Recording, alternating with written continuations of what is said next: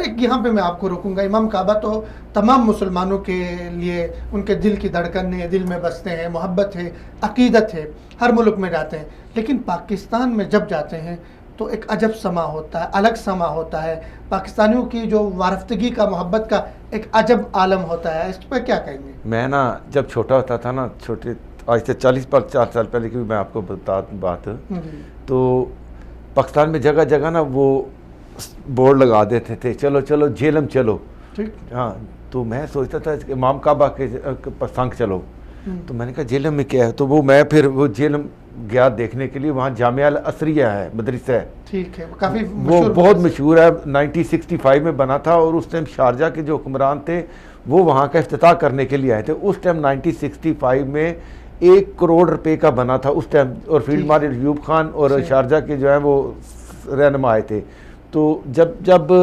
امام کعبہ اس ٹائم آتے تھے پاکستان میں، تو وہ جہلم تشریف لے کے آتے تھے، اور وہاں پہ وہ جمعے کی نماز بھی پڑھاتے تھے، تو اس ٹائم سے ابھی ماشاءاللہ آپ تو پورے پاکستان کے اندر ابھی آئے ہیں، تو ایک تو صدر پاکستان سے ملے ہیں، وہاں پہ وہ جو کون سا سینٹر ہے، کنونشن سینٹر ہے اسلام آباد کا، وہاں پہ وہ ایک وہ آرٹس گیلری تھی، وہاں پہ گئے ہیں، وہاں پہ بہت سے علماء بھی ساتھ، سب جتنے بھی تھے سب ان کے لیے ملنے کے لیے آئے ہوئے تھے، چیف آف آرمی سٹاف کو ملے ہیں، پھر آپ کی اسلام آباد کی جو مسجد تھی وہاں پہ انہوں نے امامت کرائی ہے، پورے اسلام آباد راول پنڈی سارا وہاں پہ منڈایا تھا، تو اس کے بعد وزیر اعظم صاحب سے بھی ان کی خصوصی نشست ہوئی ہے، پیغام اسلام کانفرنس میں انہوں نے شرکت کی ہے،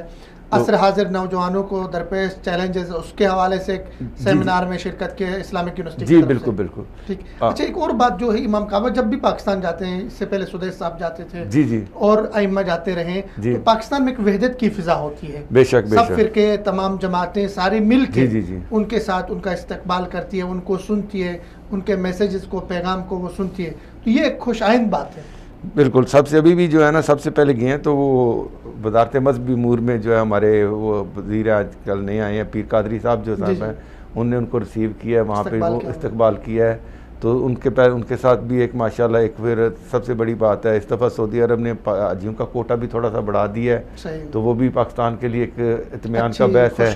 اچھی خوشخبری تھی۔ پھر ان حالات کے اندر پاکستان کے لیے وہ دعا گو بھی ہیں، اور پاکستان کے خیر کے لیے انہوں نے دعائیں کی ہیں، جا کے وہاں پہ انہوں نے ایک ظاہر ہے سعودی عرب اور پاکستان کا ایک اپنا جو روحانی تعلق کے ساتھ ایک برادرانہ تعلق بھی ہے اس میں نسبت سے، تو پھر وہ لاہور بھی آئے ہیں، لاہور انہوں نے جامعہ شرفیہ میں بھی آ کے امامت کرائی ہے، اور بادشاہی مسجد میں بھی انہوں نے ایک جماعت کرائی ہے۔ وہ لوگ زیادہ مستفید ہوتے ہیں جو خانہ کعبہ یا اس جگہ پہ نہیں آ سکتے،